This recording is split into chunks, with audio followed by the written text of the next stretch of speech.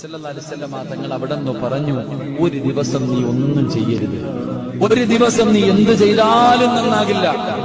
ഒരു ദിവസം നിന്റെ ജീവിതത്തിൽ ഒരു ദിവസം നീ എന്ത് ചെയ്താലും നന്നാകാത്ത ദിവസമുണ്ടെന്ന് ആദരവായ പ്രവാചകൻ നബി മുഹമ്മദ് മുസ്തഫ സല്ലല്ലാഹു. വീടിന് കുറ്റിയടിച്ചാലും, കട ഉദ്ഘാടനം ചെയ്താലും, വണ്ടിയെടുത്താലും, എന്ത് ചെയ്താലും, പെണ്ണ് കെട്ടിയാലും എന്തേ ദിവസമാണ്, ഏത് ദിവസമാണ്?